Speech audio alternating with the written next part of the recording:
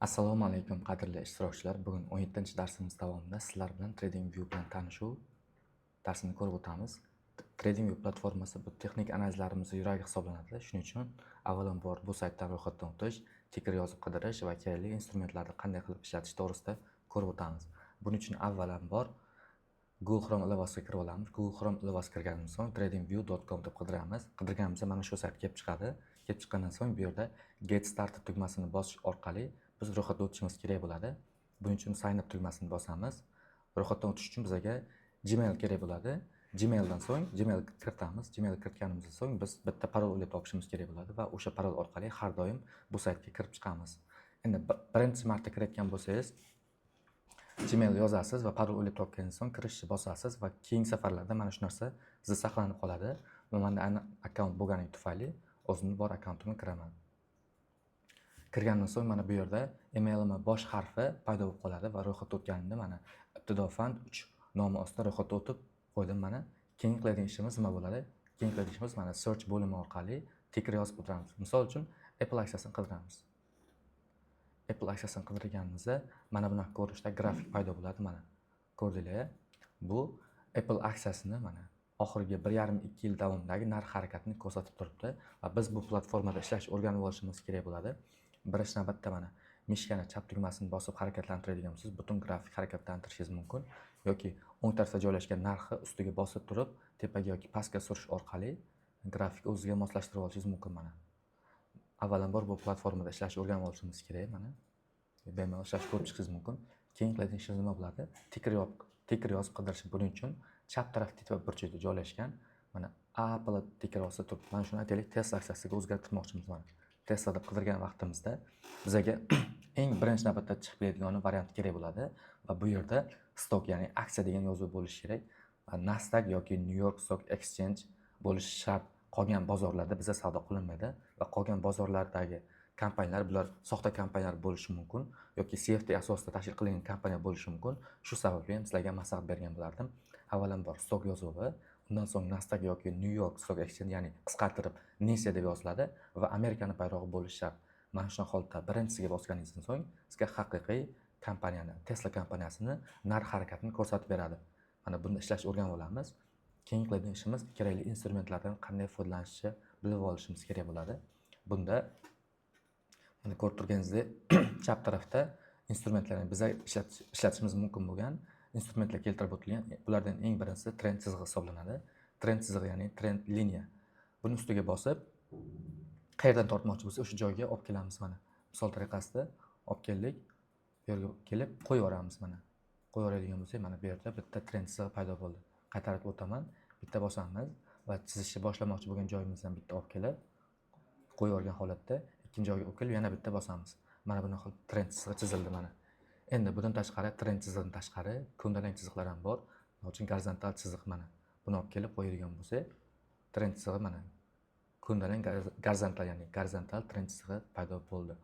Endi bu chiziqlar rangini o'zgartirmoqchisiz yoki qalin ingichkaligini o'zgartirmoqchisiz, nima qilasiz? Ustiga bitta bosadigan bo'lsangiz, o'sha chiziqda bu yerda paydo bo'ladi, nastroyka bo'limi paydo bo'ladi. Bu chiziq orqali mana aytaylik yashil emas, men qizil rangga bo'yamoqchiman. Qizil rang belgi mana qizil rangga bo'yaldi. Yoki qalinligini 3 piksel emas 1 piksel qilmoqchiman. Ingichkaroq bo'ldi, ko'rdinglarmi? Ingichkaroq bo'ldi mana. Endi buni aytaylik 4 piksel qiladigan bo'lsa, qalin, ya'ni muhim liniyani qalinroq chiziqlar orqali chizsangiz ham bo'ladi mana shunaqa holatda. Endi keyingi chizig'imiz bu gorizontal ray, ya'ni yoy chizig'i bo'ladi. Bunda siz belgilagan joydan o'ng tarafga qarab chiziq ketadi. Mana shunaqa holatdagi chiziqlarni ham chizishingiz mumkin. Endi aytishingiz mumkin, har safar bitta-bitta kirib chiqib qidirib o'tiramanmi? Menga osonroq variant yo'qmi? Albatta osonroq varianti bor. Buning uchun mana trend chizig'ini doimiy foydalanish sababli trend chizig'iga olib keladigan bo'lsa, mishkani bu yerda yulduzcha rasm turibdi. O'shanga bitta bosadigan bo'lsa, bizda kerakli instrumentlar qatorida bu paydo bo'ldi. Va keyingisi gorizontal chiziq. Mana gorizontal yoy chizig'i ham bizga kerak bo'ladi. Mana shunaqa holatda chiziqlar chizib qo'yadigan bo'lsak, har safar chizmoqchi bo'lsak, buni bitta-bitta izlab qidirib yurmaymiz. Shu yerda paydo bo'lib turadi. Mana buni xohlagan joyimizga qo'yib olishimiz mumkin. Buning uchun mana mishkani tugmasini olib kelib, bosib turib, kerakli bo'lgan joyga surib qo'yib yuborsak, o'sha joyda to'xtab qoladi. Mana trend chizig'ini olib chizmoqchiman. Bemalol chizishim mumkin, hech qanaqa to'siqlik yo'q. Shu vaqtda o'zida men ko'ndalang trend chizig'ini ham chizishim mumkin, mana bemalol.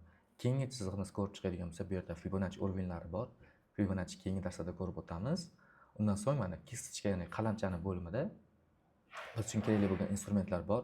Ulardan bittasi arrow, ya'ni bu mana yoy ko'rinishidagi mana harakatni impulsini shu orqali ko'rsatib o'tishimiz mumkin mana. Keyingisi bunga yulduzcha bosib qo'yamiz, chunki kerakli instrumentlarning bittasi. Keyingisi rectangle, ya'ni to'rtburchak. To'rtburchak bunda qo'llab-quvvatlash va qarama-qarshi zonlarni chizishda foydalanamiz mana. Bu instrumentimiz ham kerakli bo'lgani uchun men yulduzchani bosib qo'ydim va bu yerda paydo bo'ldi. Doimiy ishlatadigan instrumentlar qatorida paydo bo'ldi. Va undan keyingisi aksan biz qancha yurdi yoki yurmaganligini, necha foiz va necha kun davomida yurmaganligini biz lineyka orqali o'lchashimiz mumkin. Lineyka doimo mana shu joyda turadi. Uning uchun lineykani ustiga bitta bosamiz va o'lchash kerak bo'lgan joydan hisoblab ko'ramiz. Mana Tesla aksiyasini harakatini ko'ramiz mana 27-iyundan 15-iyulgacha Tesla aksiyasi 36% qiymatda yurgan. Bu juda ajoyib. Ko'ryapsizlarmi? Faqat tepaga qarab yurgan mana. Mana shu lineyka orqali aniqlab olishimiz mumkin. Necha kun davomida qaysi sanagacha necha foiz yurganligini ko'rib o'tishimiz mumkin mana. 26-iyuldan 10-iyulgacha 34% yurish ko'rsatkichini ko'rsatyapti va bunda option narx $66 ga yuqoriga ko'tarilgan. Mana bu lineykamiz orqali o'lchashingiz mumkin. Keyingi instrumentlarimiz, demak, ekranda paydo bo'lgan ko'plab chiziqlar paydo bo'ldi va bulardan siz o'chirib tashlamoqchisiz. Shunaqa holatda agar bittasini o'chirmoqchisiz, ustiga bitta bosish orqali mana musor paqir rasmini chiqarib, o'shani bitta bosish orqali o'chirishingiz mumkin yoki yana bitta varianti bor. O'sha liniyani ustiga bosganingizdan so'ng klaviaturadagi delete tugmasini bosish orqali ham o'chirib tashlashingiz mumkin. Endi siz bitta-bitta o'chirib chiqmoqchi emassiz va hammasini birdaniga o'chirmoqchi bo'ladigan bo'lsangiz, bunda bu yerda kattaroq musor paqir turadi, o'shanga bitta bosadigan bo'lsangiz, mana remove 6 drawings, ya'ni 6 ta chizmani hammasini o'chirib tashlash degan bo'lim chiqadi. Yoki 6 ta 8 ta siz chizgan chizmaning soniga bog'liq. Bosadigan bo'lsangiz, butun grafikingiz top-toza holatga keladi. Endi aytishingiz mumkin, oq rang kechasi ishlaydigan bo'lsam, ko'zimni ortib qo'yishim mumkin, menga to'qroq rangdagi kerak desiz. Albatta buni qilish ham iloji bor. Buning uchun mana chap taraf tepa burchakda joylashgan o'sha Gmail bosh harfiga bosadigan bo'lsak, bu yerda dark mode degan joyi bor. Dark mode bor, yoqib qo'yadigan bo'lsak, bizga qora fondagi grafikka ifodalab berishi mumkin. Mana bu TradingView'dagi foydalanish asosiy qismi bo'ladi. Undan keyingi instrumentlarimizga o'tadigan bo'lsak, bu yerda avvalambor darslarda aytib o'tganimizdek chiziqli va shamchoq ko'rinishda ifodalanishi bor. Mana bu Tesla aksiyasi narx harakatini chiziqli ko'rinishda ifodalanishi bo'ladi. Mana bu esa shamchoq ko'rinishda ifodalanishi. Buning uchun doimiy chiqarib qo'yish uchun mana yulduz tugmasini bosib qo'yadigan bo'lsa, bizda doimiy shu yerda paydo bo'ladi. Keyingi bo'limimiz time frame'lar orqali ifodalanish. Time frame deganda har bitta mana bu shamchoq qancha vaqtni ifodalashini ko'rsatib o'tish. Buning uchun mana bu yerda sizlarda D harfi turgan bo'lishi kerak. D ya'ni 1 kunlik, ya'ni bitta shamchoq 1 kunni ifodalaydi. Ustiga bosamiz va bu yerda ko'plab time frame'larimiz mavjud va bizga eng kerakli bo'lgan time frame'larga yulduzcha qo'yib chiqamiz. Yulduzcha qo'yish asosiy sababi biz keyingi safar bitta qidirib o'tirmaymiz, tayyor hammasi chiqib turgan holatda bo'ladi. Ya'ni bizga kunlik, 1 soatlik va 1 haftalik time frame'lar muhim bo'lgani uchun mana shu 3 time frame yulduzcha qo'yamiz.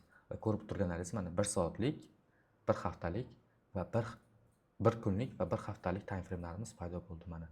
Haftalik time frame'ning ko'rinishi bu. Bu esa 1 soatlik time frame'ning ko'rinishi. Ko'rganlaringizda uchalasida 3 xil narsa chiqib kelyapti. Mana shu taraflarga e'tibor qaratamiz. Endi keyingi ko'rishimiz kerak bo'lgan eng muhim narsa bu watchlist.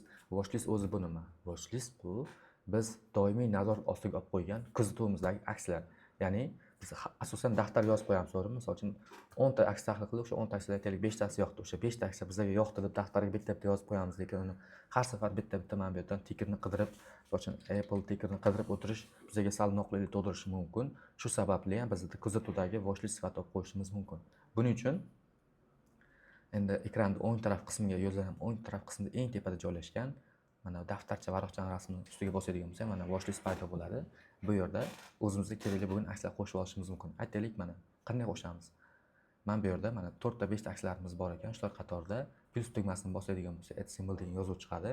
Plus tugmasini bosib, o'zimizga kerakli tiker yozamiz. Aytaylik, men Unity kompaniyasi qo'shmoqchiman. U tiker ostida mana New York Stock Exchange Amerika bayrog'i stok chiqdi va oldiga plus ishorasini bosib qo'yadigan bo'lsam, mana Unity aksiyasi paydo bo'ldi shu joyda.